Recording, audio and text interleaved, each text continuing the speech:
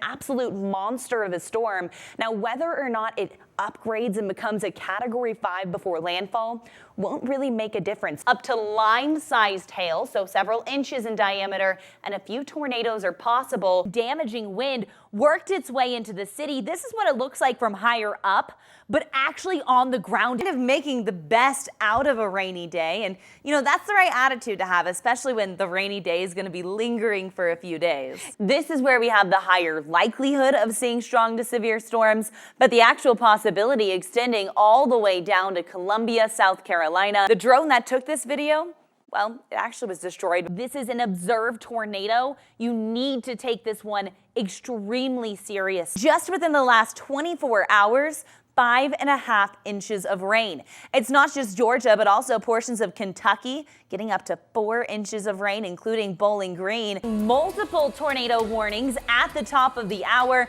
including this one below us, where it's got a very defined inflow notch, even a little bit of a hook showing. Think of it like a car. If you see the red lights, that means the car is moving away from you.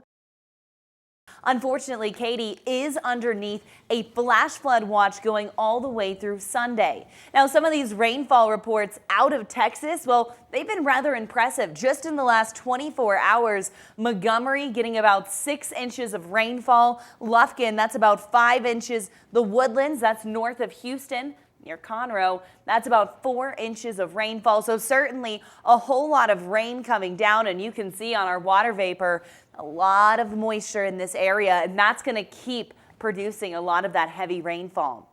This is that flash flood watch I mentioned going until Sunday morning, where widespread 1 to 3 inches, but isolated spots, especially within thunderstorms, that's where we could get 4 to 8 inches of rainfall. From Crockett to Houston, Galveston, down to Corpus Christi, over towards San Antonio, Brenham, Austin. These are all cities that could be seeing some flash flooding. I know my parents down in Houston, they were telling me traffic was a mess this morning because of so many accidents due to the slick roads. You'll notice as this low moves its way in, that's going to interact with our moist flow coming from the Gulf and provide enough energy for some strong to severe thunderstorms. So the rest of the day today and overnight tonight in the yellow, that's our risk for severe storms. Saturday, a little bit more widespread, and then Sunday pushing its way towards the east of the Mississippi. So back to back severe weather chances. We're even keeping our eye on Monday as well.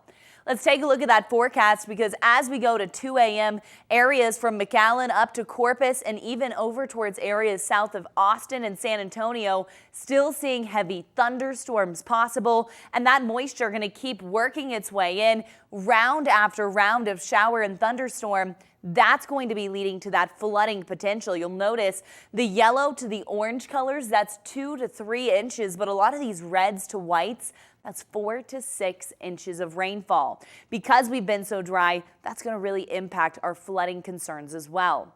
Now, flooding a major concern down to the south, but out to the east, it's really going to be those gusty wind conditions. Baltimore, Maryland, you can see the camera shaking just a little bit here. Our severe weather threat, that has really shifted its way over towards areas in the Florida Panhandle, southwest portions of Georgia, and far southeast Alabama. That includes Tallahassee, Panama City Beach, Dothan, and even up to Albany in Georgia there. This is going until 2 o'clock Eastern time, so about another 3 hours. And the main concerns, we can see wind gusts up to 65 miles per hour, 1-inch hail, but also frequent lightning strikes, and rainfall rates could get up to 2 inches an hour.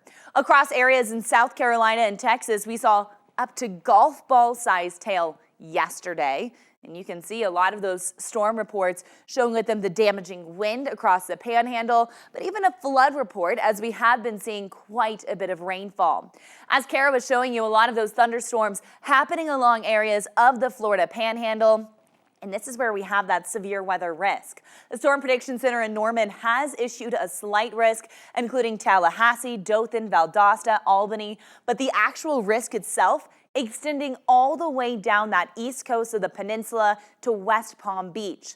Concerns primarily are going to be damaging wind and some hail up to 1 inch in diameter. And you can see over the next few hours, continuing to watch a lot of these storms move over the same areas because of that pesky stationary front, that is going to be leading to a flooding concern. Forecast accumulation showing with it a few inches of rain. And keep in mind, areas like Pensacola, they saw record rainfall yesterday, so those soils are a little bit on the saturated side.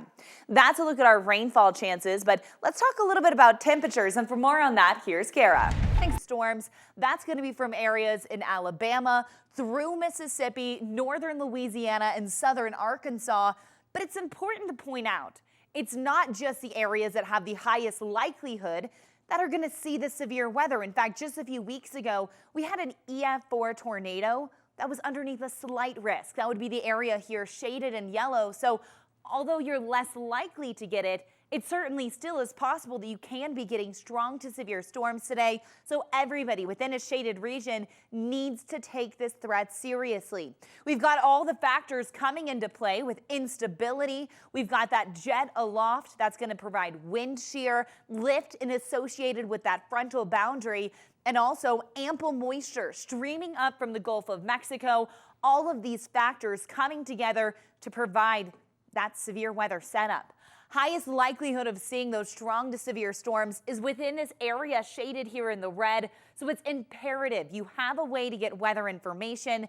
If you do reside in a mobile home or a not a very sturdy structure, we would encourage you to seek a sturdier shelter for the overnight hours just to be safe, as we're going to be tracking the possibility of tornadoes, but also damaging wind as well and large hail. That significant tornado threat, that would be an EF2 or greater. The highest likelihood of seeing that would be for areas in southern Mississippi and also southwest Alabama. We're going to be keeping an incredibly close eye on that, in addition to damaging wind threat with significant wind possible in excess of 75 miles per hour. Now, if you're listening to this and you're in this area, this means you should be charging your phone, finding your flashlights. If the power goes out, you're going to want to have a way to get weather information. Of course, here at Weather Nation, we are a free app and you can stream it on your phone if you do lose power. We're also tracking that large hail potential, and we even talked about frequent lightning strikes as well. We'll be back. That's right, and that cyan color that you could see up in the cloud, that actually likely was hailstones being reflected with the light. And unfortunately, more monster hail is going to be possible. Thankfully, this morning, we haven't seen any severe thunderstorm warnings, but we are watching some widespread showers. In fact, Lubbock, Texas, just after midnight was underneath a flash flood warning. And you'll see across the Lone Star State and up into Oklahoma, we're still monitoring some showers and thunderstorms. Now, one line in particular that we're monitoring is going to be this line that pushed through Dallas. If we pause the radar, you can see it's almost a backwards C shape. That's going to be indicating a straight line damaging wind threat. Now, thankfully, these thunderstorms not severe, but heads up, areas near Tyler, Bryan College Station, you likely could be finding yourself getting a wind gust up to 40 miles per hour. Now, another concern with these showers and thunderstorms is going to be just how much rainfall we've seen for this region. In fact, over the last 2 days, radar estimates is going to show areas just to the north and to the east of Houston getting anywhere between 6 to 2 inches of rain, and even south of Brenham near Sealy, this is where we've seen nearly 8 inches of rainfall. So we'll continue to monitor that flooding situation, but thankfully at the moment, nothing severe. The cell that we're keeping our eye closest on is going to be this cell south of Wichita, pushing its way to the east at about 25 miles per hour. It's capable of producing about 40 lightning strikes in 10 minutes, but like I said, at the moment, not severe. We're keeping an eye on those showers and thunderstorms even up into Missouri and portions of Illinois, watching those showers drift their way towards the east. And even out towards the mid-Atlantic, we've got some showers and thunderstorms ongoing. You can see western locations in North Carolina, up into western Virginia, watching some thunderstorms, not causing too many problems, but certainly something to watch, especially as these showers near New Bern, they haven't moved a lot. This is a 1-hour radar loop, and when you see them staying in nearly the same spot, that's when we can see radar totals go up quickly. Our final spot's going to be bringing us up towards the northwest, where we're seeing quite a bit of activity out here. The reason why? It's actually because we've got a low pressure, and that's bringing with it a lot of these showers. But the concern is going to be, as this low moves its way to the east, it's actually going to be bringing severe weather to the plains. In fact, let's bring you out to Kansas City, Missouri. This is one of those locations that could see severe weather. And not just for a day.